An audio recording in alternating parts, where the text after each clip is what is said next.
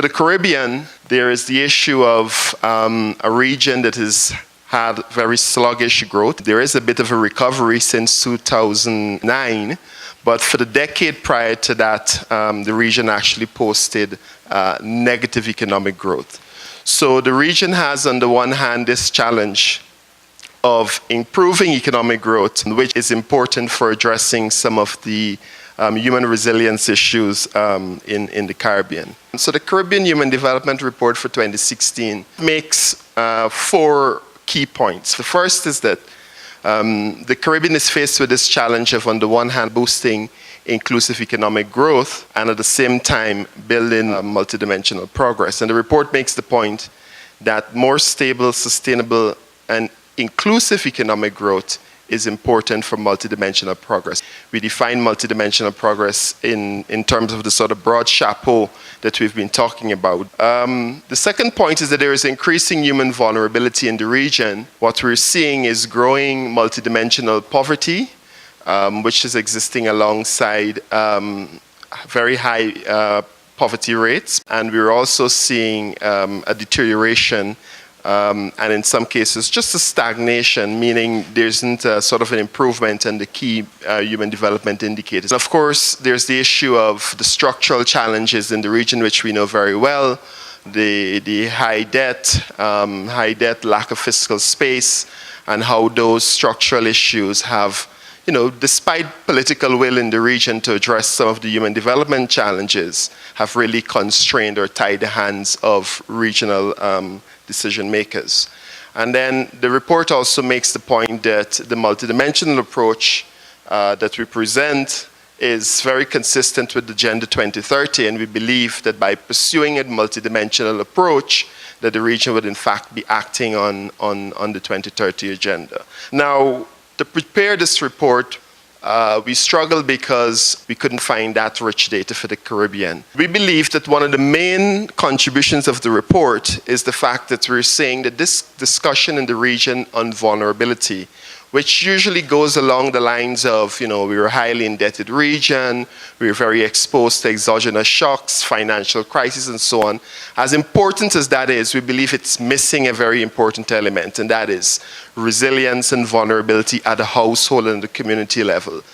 I also mentioned the sort of sluggish performance. You'll see that between the period 2008, 2011, that there has been a little bit of a resurgence of growth in the region. And now the concern is, how do we ensure that that growth is inclusive? Because there's still a lot of inequities in the region, and how do we ensure that with a region that is now posting some positive growth, we can distribute that in an inclusive way. I mentioned the human development indicators, the health education, the multidimensional poverty indicators. Here we show actually the trend on the Caribbean's aggregate human development and country, and we would go country by country, the human development performance. For a lot of countries, we've seen a sort of not a sustaining of the gains that we see in previous decades, where there was a consistently increasing performance in the Human Development Index. And the report discusses the reasons why we're seeing this performance. We also make the point in the report that there is still persistent poverty. In fact, the weighted average poverty rate is about 43.7%, and this is based on the data that we do have. It would be great if we can update our poverty data in the region, but it's still very high, suffice to say. And we also show in the report, using the Gini coefficient, that there is still a high degree of income inequality in the region. A fundamental contribution of this report is we ask the question, which are the most vulnerable groups in the Caribbean?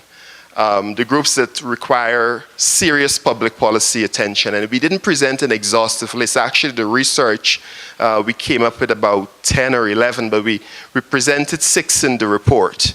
Women, youth, indigenous people for those countries, children, elderly, and I think that's it. So we present these 6 groups, and what the report does is that it examines how these vulnerability outcomes are created, what are the factors that make these groups vulnerable, and we present a very, we believe, nuanced assessment of how different types of vulnerabilities interact to create certain outcomes. We also look at youth, particularly the issue of youth unemployment, which we know is very, very high in the Caribbean. The youth unemployment rate is twice the unemployment rate of adults, and it particularly affects young females. Of course, there's the issue that women are indeed outperforming men in the education system, which has been touched on this morning.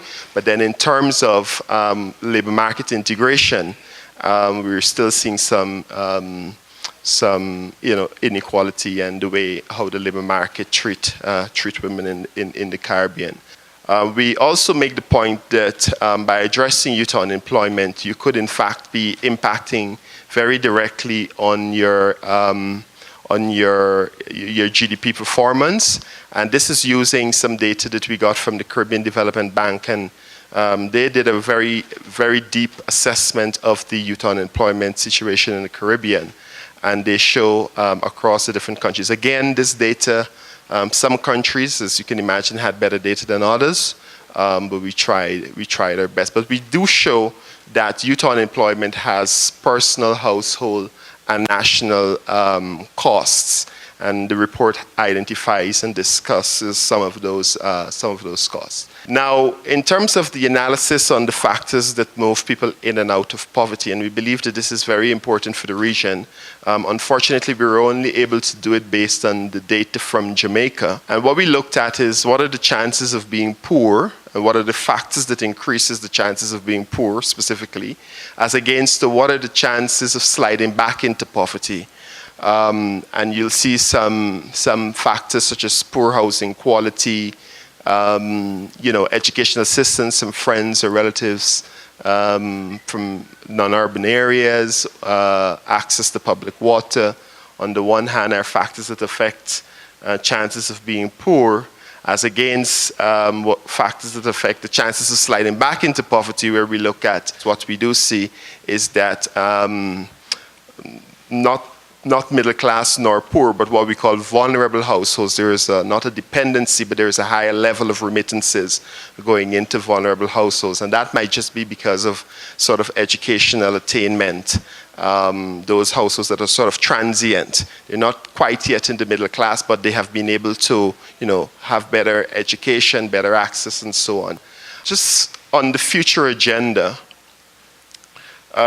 we have been making the point about, where does the Caribbean go on some of these issues? How does the Caribbean address, on the one hand, the inclusive growth issues, and on the other hand, the human development related issues? And the report presents 3 broad set of, let's call them policy baskets that Caribbean policymakers can address. The first has to do with the human and social development challenge, and what kinds of policies are necessary at this juncture in the history of the region to advance on human and social development and to sort of arrest the sort of stagnating performance that we've seen.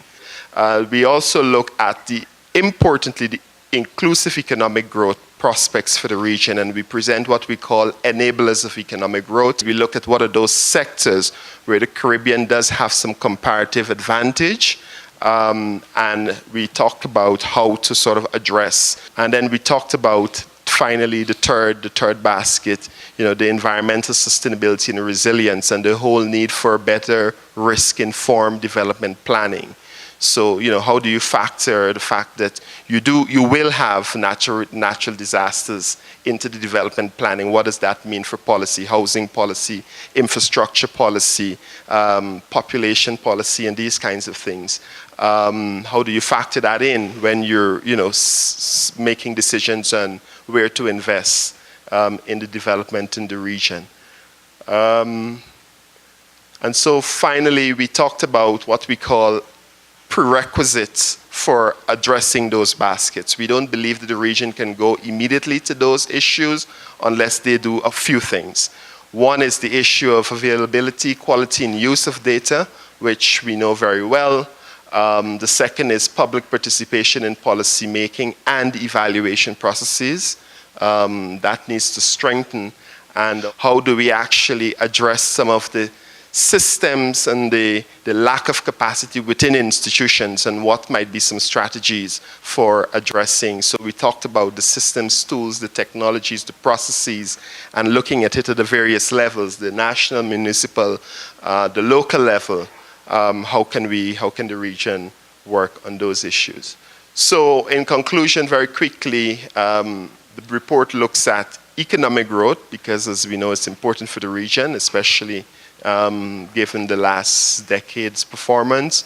We talked about addressing the structural vulnerabilities, energy diversification, reducing the burden of public debt, and I'll make some comments on this when we talk about the SDG financing. Improving national and regional competitiveness, which we know is continuing to be a major problem, building resilience to disasters, youth unemployment.